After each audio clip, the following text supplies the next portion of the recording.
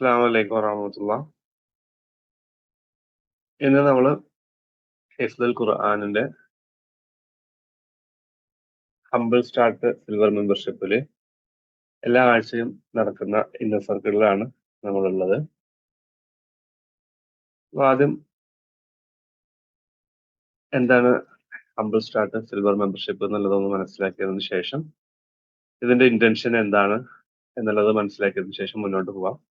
അള്ളാഹുവിന്റെ തൃപ്തി മാത്രം ലക്ഷ്യമാക്കി ഖുർആൻ പഠിക്കുകയും ആഴ്ചയിൽ ഒരായത്തെങ്കിലും അർത്ഥസഹിതം പഠിച്ച് മനഃപ്പാഠമാക്കി ജീവിതത്തിൽ പ്രാവർത്തികമാക്കുകയും ഖുർആനെ സ്നേഹിക്കുകയും അതനുസരിച്ച് ജീവിക്കുകയും ചെയ്യുന്ന ഒരു സമൂഹത്തെ വളർത്തിയെടുക്കുകയും ചെയ്യുക എന്ന ഉദ്ദേശത്തോടു കൂടിയാണ് നാം ഓരോരുത്തരും ഇന്നിവിടെ കൂടിയിരിക്കുന്നത്. അപ്പൊ ഇതാണ് ഹംബിൾ സ്റ്റാർട്ടിന്റെ ഇന്റൻഷൻ, ഉദ്ദേശം എന്നുള്ളത്. ഇനി ഈ ഹംബിൾ സ്റ്റാർട്ടിൽ എന്തൊക്കെയാണ് ഉള്ളത് എന്ന് മനസ്സിലാക്കാം. ഒന്നാമത്തേതായിട്ട് ആഴ്ചയിൽ ഒരായത്ത് അർത്ഥസഹിതം മനഃപ്പാഠമാക്കാൻ കഴിയും. അതുപോലെ തന്നെ ഇതൊരു ലൈഫ് ടൈം ആക്സസ് ഉള്ള ഒരു കമ്മ്യൂണിറ്റിയാണ്. അതുപോലെ തന്നെ ആഴ്ച തോറും ഇന്നർ സർക്കിൾ സെഷന് അതിൽ പങ്കെടുക്കാൻ സാധിക്കുന്നുണ്ടാവും. എല്ലാ ചൊവ്വാഴ്ച 8:30 ഉണ്ടാവുക. പിന്നെ 3 സൗജന്യ ഖുർആൻ അധിഷ്ഠിത കോഴ്സുകൾ ലഭിക്കുന്നു.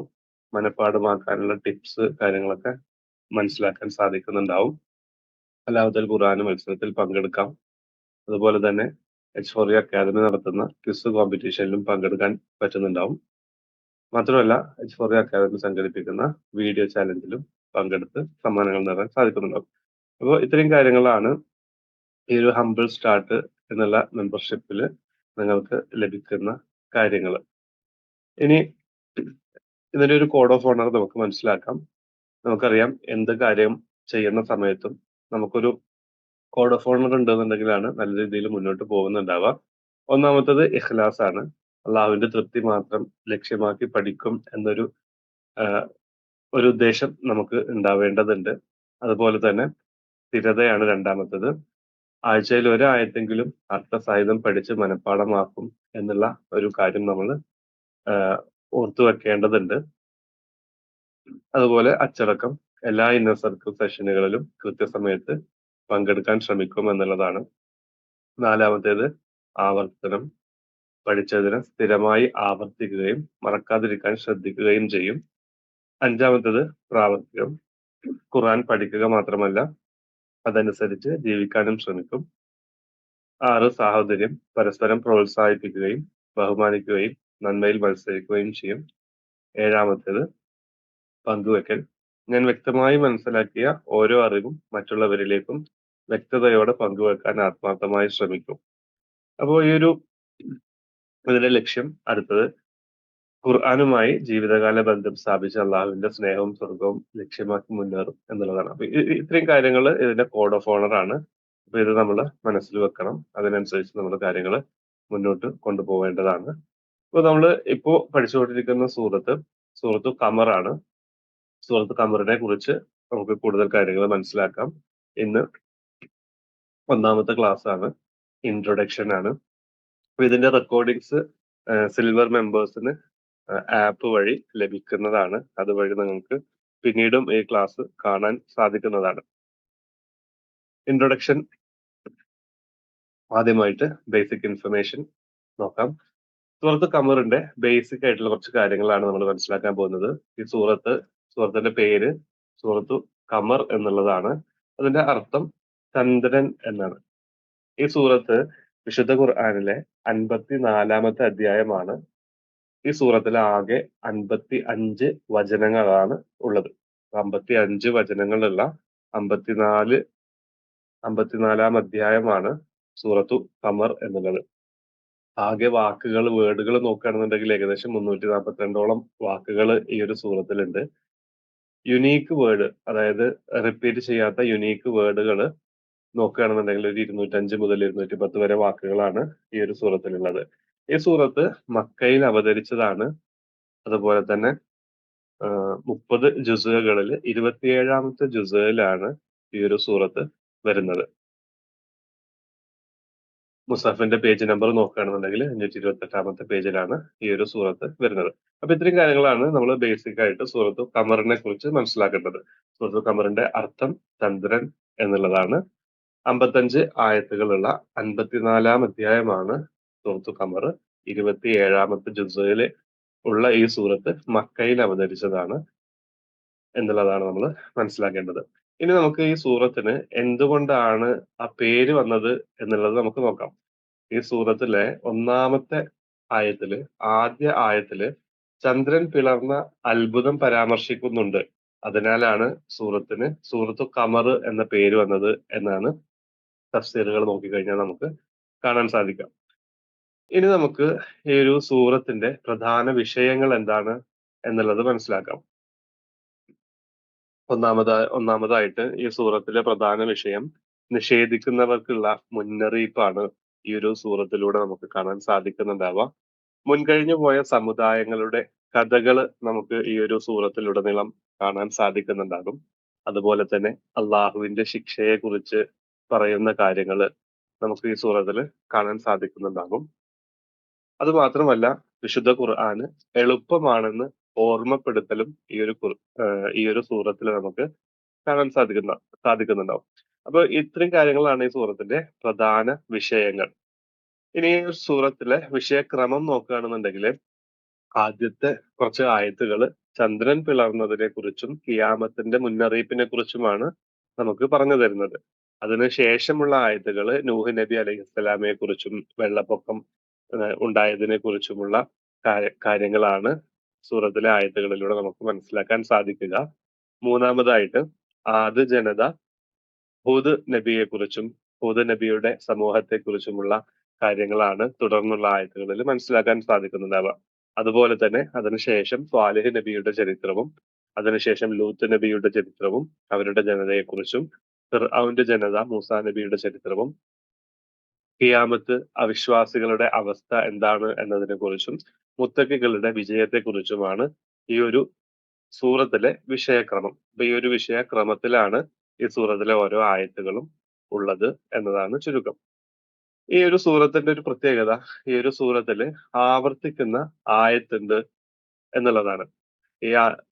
ഈ ഒരു സൂറത്തില് അഊദു ബില്ലാഹി മിനശ് ശൈത്വാനിർ റജീം ബിസ്മില്ലാഹിർ റഹ്മാനിർ റഹീം വലഖദ് യസ്സർനൽ ഖുർആന ലിദ്ദിക്ർ ഫഹൽ മിൻ മുദ്ദക്കിർ എന്ന ഈ ഒരു ആയത്ത് 4 പ്രാവശ്യം ഖുർആനില് ഈ സൂറത്തു ഖമറിൽ ആവർത്തിക്കുന്നുണ്ട്.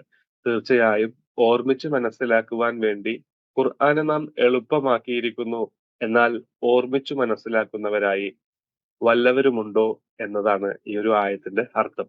അപ്പൊ ഈ ഒരു ആയത്ത് ഈ സൂറത്തിലെ 17-ാമത്തെ വചനത്തിലും 22-ാമത്തെ വചനത്തിലും 32-ാമത്തെ വചനത്തിലും 40-ാമത്തെ വചനത്തിലും കാണാൻ സാധിക്കുന്നുണ്ടാവും. ഈ ഒരു ആയത്ത് വന്നത് കറക്റ്റ് നോക്കുകയാണെന്നുണ്ടെങ്കിൽ നേരത്തെ പറഞ്ഞ പോലെ അതിന്റെ വിഷയക്രമത്തില് നൂഹ് നബി അലൈഹിസ്സലാമിന്റെ ചരിത്രം അവസാനിക്കുന്ന സമയത്താണ് 17-ാമത്തെ വചനമായിട്ട് ഈ ആയത്ത് വരുന്നത്. അതുപോലെ തന്നെ ആദ് ജനതയുടെ ഹൂദ് നബിയുടെ ചരിത്രം അവസാനിക്കുന്ന സമയത്ത് 22-ാമത്തെ വചനത്തിലും സ്വാലിഹ് നബിയുടെ ചരിത്രം അവസാനിക്കുന്ന സമയത്ത് 32-ാമത്തെ വചനത്തിലും അങ്ങനെ തുടർന്ന് അടുത്ത ചരിത്രം അവസാനിക്കുന്ന സമയത്ത് 40-ാമത്തെ വചനത്തിലുമായിട്ടാണ് ഈ ഒരു ആയത്ത് ആവർത്തിച്ച് വരുന്നത് എന്നുള്ളത് നമുക്ക് കാണാൻ സാധിക്കും. ഇനി നമുക്ക് ഈ ഒരു സൂറത്തില് പ്രധാനമായും വരുന്ന 8 തജ്വീദ് നിയമങ്ങളുണ്ട്. ആ നിയമങ്ങൾ ഏതൊക്കെയാണ് എന്ന് ജസ്റ്റ് ഒന്ന് മനസ്സിലാക്കാം. ഈ ഒരു സിൽവർ മെമ്പർഷിപ്പില് ഓരോ തജ്വീദ് നിയമങ്ങളെ കുറിച്ചും ഈ 8 തജ്വീദ് നിയമങ്ങളെ കുറിച്ചും ചെറിയ ചെറിയ അറിവുകൾ നിങ്ങൾക്ക് ലഭിക്കുന്നുണ്ടാവും. അപ്പൊ അതിൽ ഒന്നാമത്തേത് നൂന് സാക്കിന ആൻഡ് തൻവീൻ റൂളുകളാണ്. അത് വരുന്നുണ്ട്. അതുപോലെ തന്നെ മീമ് സാക്കിന റൂളുകൾ വരുന്നുണ്ട്. മദ് റൂൾസ് വരുന്നുണ്ട്. കൽക്കല ലെറ്റേഴ്സ് വരുന്നുണ്ട്. മുന്ന വരുന്നുണ്ട്. ലാം റൂൾസ് വരുന്നുണ്ട്. അതുപോലെ തന്നെ തഫ്ഹീം ആൻഡ് തർക്കീഖ് റൂളുകൾ വരുന്നുണ്ട്. പിന്നെ വഖഫിന്റെ റൂളുകളും വരുന്നുണ്ട്. ഇങ്ങനെ 8 വിഭാഗങ്ങളിലായിട്ടുള്ള തജ്വീദ് നിയമങ്ങളും ഈ ഒരു സൂറത്തിലൂടെ നമുക്ക് മനസ്സിലാക്കാൻ സാധിക്കുന്നുണ്ടാവും. അപ്പൊ ഇത്രയും കാര്യങ്ങളാണ് ഇന്നത്തെ ഈ ഒരു ഇൻട്രൊഡക്ഷനിൽ നിങ്ങളുമായിട്ട് പങ്കുവെക്കാനുള്ളത്. ഇനി ഇതിനെ ബേസ് ചെയ്തിട്ടുള്ള 5 ചോദ്യങ്ങൾ ചോദിക്കാം. അപ്പൊ ഈ 5 ചോദ്യങ്ങൾ നിങ്ങൾ ഈ വീഡിയോ റെക്കോർഡ് കാണുന്നവരാണെന്നുണ്ടെങ്കിൽ താഴെ കമന്റ് ചെയ്യുക. അതല്ല ഇപ്പൊ നേരിട്ട് കാണുന്നവര് നിങ്ങളുടെ ഗ്രൂപ്പിലേക്ക് അതിന്റെ ആൻസേഴ്സ് ഒന്ന് ടൈപ്പ് ചെയ്ത് ഇടുക. ഒന്നാമത്തെ ചോദ്യം, സൂറത്തു ഖമർ ഏത് ജുസ്ഇലാണ് ഉൾപ്പെട്ടിരിക്കുന്നത്? A 25, B 26, C 27, D 28. അപ്പൊ ഇതിന്റെ ആൻസർ 27, 26, 25, 20 ഏതാണ് എന്നുണ്ടെങ്കിൽ വാട്സപ്പ് ഗ്രൂപ്പിലേക്ക് അതിന്റെ ആൻസർ ഇടാം. ഓക്കെ, ഇനി രണ്ടാമത്തെ ചോദ്യം, സൂറത്തു ഖമറിന് ഈ പേര് ലഭിച്ചതിന് കാരണമെന്ത്? ചന്ദ്രന്റെ ആരാധന, ചന്ദ്രൻ പിളർന്ന അത്ഭുതം, ചന്ദ്രഗ്രഹണം, നക്ഷത്രങ്ങൾ. ശരിയായ ഉത്തരം വാട്സപ്പ് ഗ്രൂപ്പിലേക്ക് ഇടാം. റെക്കോർഡിംഗ് കാണുന്നവര് ഇതിന്റെ താഴെ കമന്റ് ആയിട്ട് രേഖപ്പെടുത്തും. മൂന്നാമത്തെ ചോദ്യം, സൂറത്തു ഖമറിൽ ആവർത്തിക്കുന്ന ആയത്ത് എത്ര പ്രാവശ്യം ആവർത്തിച്ചു വരുന്നുണ്ട്? 2, 3, 4, 5. ഉത്തരം വാട്സപ്പ് ഗ്രൂപ്പിലേക്ക് ഇടുക. റെക്കോർഡിംഗ് കാണുന്നവര് താഴെ കമന്റിൽ എഴുതുക. നാലാമത്തെ ചോദ്യം, താഴെ പറയുന്നവരിൽ സൂറത്ത് ഖമറിൽ ഉൾപ്പെട്ട കഥ ഏതാണ്? യൂസുഫ് അലൈഹിസ്സലാം, ഇബ്രാഹിം അലൈഹിസ്സലാം, നൂഹ് അലൈഹിസ്സലാം, യൂനുസ് അലൈഹിസ്സലാം. ഏത് നബിയുടെ കഥയാണ് ഈ സൂറത്തു ഖമറിൽ ഉള്ളത് എന്നത് വാട്സപ്പ് ഗ്രൂപ്പിലേക്ക് ഇടാം. റെക്കോർഡിംഗ് കാണുന്നവര് താഴെ കമന്റിൽ ഇടാം. ഇനി അഞ്ചാമത്തെ ചോദ്യം, താഴെ പറയുന്നവയിൽ തജ്വീദ് നിയമങ്ങളിൽ ഒന്നല്ലാത്തത് ഏത്? അതായത് ഈ ഒരു സൂറത്തിൽ വരാത്ത തജ്വീദ് നിയമം ഏതാണെന്നുള്ളതാണ്. നൂന് സാക്കിന തൻവീന്, മീമു സാക്കിന, കൽക്കല, സജദ റൂൾസ്. ഓക്കെ, അപ്പൊ ഇത്തരം ചോദ്യങ്ങളാണ്. അതിന്റെ ആൻസറുകൾ നിങ്ങൾ കംപ്ലീറ്റ് ചെയ്യാം. ഇതിന്റെ റെക്കോർഡിംഗ് നിങ്ങൾക്ക് സിൽവർ മെമ്പേഴ്സിന് അവൈലബിൾ ആണ്. നിങ്ങൾക്ക് അത് വീണ്ടും വീണ്ടും റിപ്പീറ്റ് ചെയ്ത് കാണാവുന്നതാണ്. എത്ര തവണ വേണമെങ്കിലും കാണാവുന്നതാണ്. ഇനി ഇന്ന് ഒരു ആക്ഷൻ, സ്വയം വിലയിരുത്താൻ വേണ്ടിയിട്ട് ഒരു ആക്ഷൻ പ്ലാന് നിങ്ങൾ ചെയ്യേണ്ടതുണ്ട്. ഇന്നത്തെ ആക്ഷൻ എന്താണെന്ന് വെച്ച് കഴിഞ്ഞാല്, ഇന്നത്തെ ക്ലാസ്സിൽ നിങ്ങൾക്ക് ഏറ്റവും കൂടുതൽ സ്പർശിച്ച ഒരു കാര്യം ഒരു വാചകത്തിൽ ഗ്രൂപ്പിൽ പങ്കുവെക്കുക എന്നുള്ളതാണ്. വാട്സപ്പ് ഗ്രൂപ്പിൽ നിങ്ങൾ മെമ്പേഴ്സ് ആയിരിക്കും. അപ്പൊ ആ ഒരു ഗ്രൂപ്പിൽ അത് പങ്കുവെക്കുക എന്നുള്ളതാണ്.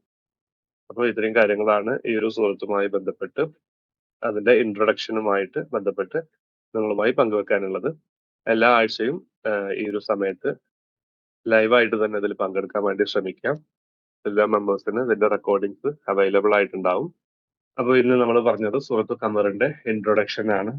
ഈ ക്ലാസ് നിങ്ങൾക്ക് വീണ്ടും വീണ്ടും കാണാവുന്നതാണ്. കാര്യങ്ങൾ മനസ്സിലാക്കുക, അതിൽ പറഞ്ഞ ആക്ഷൻസ് എടുക്കുക. അടുത്ത ആഴ്ച ഇതിന്റെ കണ്ടിന്യൂഷൻ ആയിട്ടുള്ള ക്ലാസ്സുകൾ ഉണ്ടായിരിക്കും. അപ്പൊ നിങ്ങൾ അതിൽ ലൈവായിട്ട് തന്നെ പങ്കെടുക്കാൻ വേണ്ടി ശ്രദ്ധിക്കുക. അസ്സലാമു അലൈക്കും വറഹ്മത്തുള്ളാഹി വബറകാതുഹു.